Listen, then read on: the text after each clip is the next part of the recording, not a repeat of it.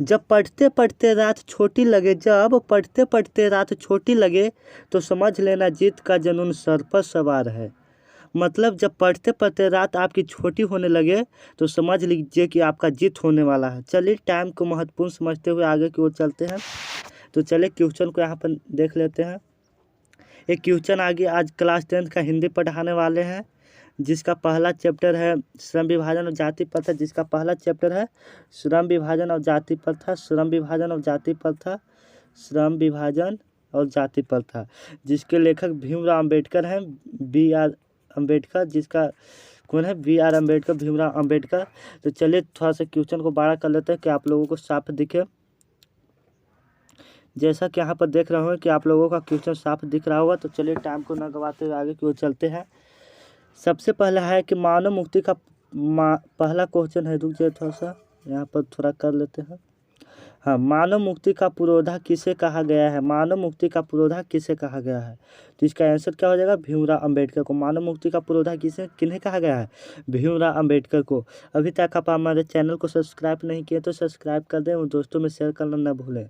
आज शाम तक मेरे सब्सक्राइबर हो जाने वाले हैं, तो इसी के खुशी में ये वीडियो डाल रहा हूँ। तो चलिए आगे चलिए।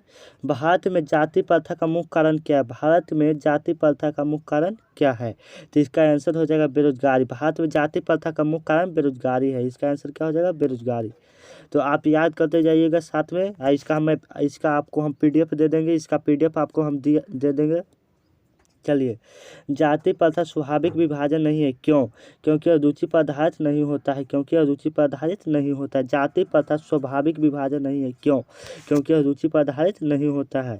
श्रम विभाजन और जाति प्रथा के लेखक कौन है? तो अभी ऊपर हम बताएं श्रम विभाजन जाति प्रथा के लेखक कौन है? भीमराव अम्बेडकर। श्रम विभाजन जाति प्रथा के लेखक कौन है? भीमराव अम्बेडकर। आगे चलिए। लेखक की दृष्टि से विडंबना की बात क्या है? लेखक की दृष्टि से 5वां नंबर क्वेश्चन है, लेखक की दृष्टि से विडंबना की बात क्या है? तो जातिवाद के पोषकों की कमी नहीं है। जातिवाद की पोषकों की कमी नहीं है। आगे चलिए। लेखक की दृष्टि से आदर्श समाज कैसा होना चाहिए? पूछ रहा है कि लेखक की दृष्टि से आदर्श समाज कैसा होना चाहिए? तो जिसमें स्वतंत्रता, समानता एवं भ्रातृत्व का भाव हो। जिसमें स्वतंत्रता, समानता एवं भ्रातृत्व का भाव हो। लेखक बेरोजगारी का एक प्रमुख एवं प्रत्यक्ष कारण किसे मानता है? तो जाति प्रथा को लेखक प्रमुख एवं प्रत्यक्ष कारण मानता है। आगे चलिए, आगे थोड़ा इसको आगे बढ़ा लेते हैं। एक क्वेश्चन और है, थोड़ा छोटा कर लेते हैं। चलिए, अंबेडकर की दृष्टि से भाईचारे का वास्तविक रूप कैसा होता है? पूछ रहा है कि अंबेडकर की दृष्टि से भाईचारे का वास्तविक रूप कैसा होता है? तो दूध और पानी की मिश्रण की तरह। दूध और पानी की मिश्रण की तरह। अंबेडकर की दृष्टि से भाईचारे का वास्तविक रूप कैसा होता है? दूध और पानी की मिश्रण की तरह। दूध और पानी की मिश्रण की तरह। चलिए आगे चलते हैं। आज मैं पूरा चैप्टर को पूरा नहीं, एक चैप्टर को ख़त्म करने वाला हूँ। तो चलिए, तो क्वेश्चन और लाता हूँ, देखते जाइएगा यहाँ पर। तो चलिए इसको थोड़ा बड़ा कर लेते हैं।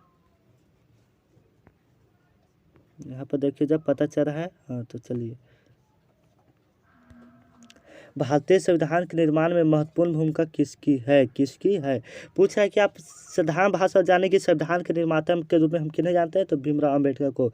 या संविधान का जनक पूछेगा तो भीमराव अम्बेडकर को। तो चलिए, सब समाज की आवश्यकता क्या है? सब समाज की आवश्यकता क्या है? तो इसका आंसर हो जाएगा श्रम विभाजन। सब समाज की आवश्यकता क्या है? श्रम विभाजन। आगे चलिए। निम्नलिखित रचनाओं में कौन सी रचना डॉक्टर अम्बेडकर की है? पूछ रहा है कि कौन सी रचना डॉक्टर अम्बेडकर की है? तो यहाँ पर देखेंगे कि द कास्ट इन इंडिया भी उनकी ही रचना है। हु आर शुद्धराज भी उनकी रचना है। द अनचेटेबल्स हु आर दे उनकी ही रचना है। तो अर्थात इनमें से सभी हो जाएगा।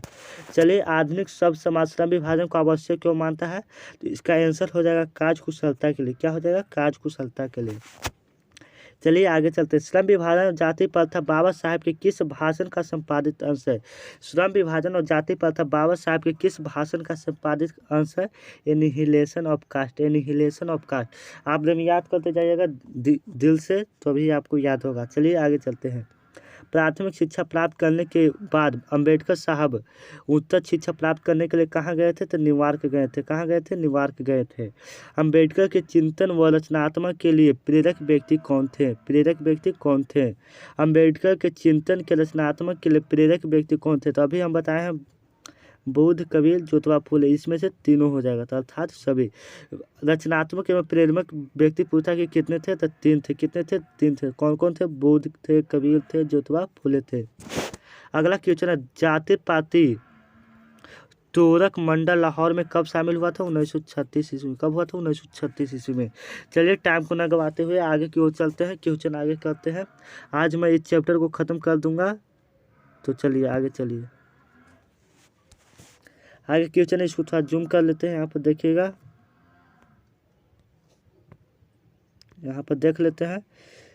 चलिए, लेखक को इस युग में कहाँ पर विडंबना दिखाई दिया है? लेखक को इस युग में कहाँ पर विडंबना दिखाई दिया है? तो जातिवाद में। कहाँ? जातिवाद में। आगे चले, डॉक्टर अम्बेडकर की माता का क्या नाम था? तो आपको हम बता दें कि डॉक्टर अम्बेडकर की माता का नाम भीमाबाई था। क्या था? भीमाबाई था। डॉक्टर अम्बेडकर ने PhD की उपाधि कब की थी? तो 1916 ईस्वी। कब? 1916 ईस्वी में।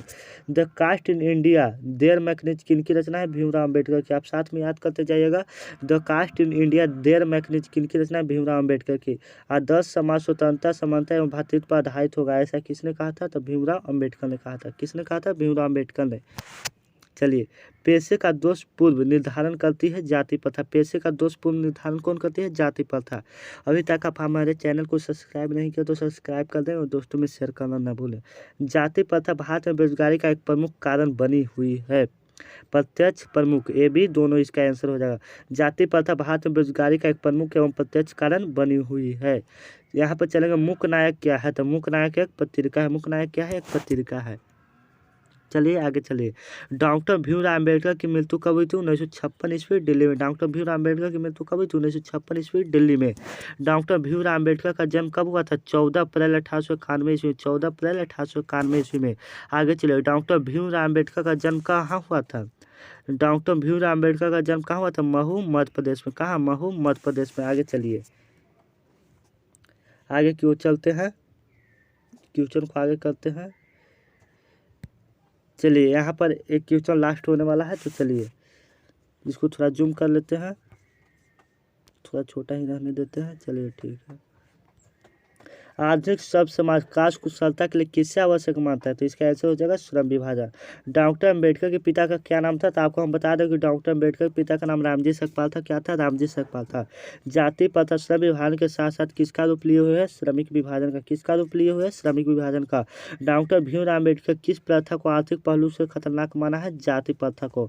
आर्थिक पहलू से भी खतरनाक किससे माना है? जाति प्रथा को। आज का क्लास यही समाप्त होता है। इस क्लास को ज़्यादा से ज़्यादा आप लोग शेयर करें और दोस्तों में आप लोग को PDF यहाँ पर फ्री दिया जाएगा। आज के लिए इतना ही, धन्यवाद। आज का क्लास यही समाप्त होता है।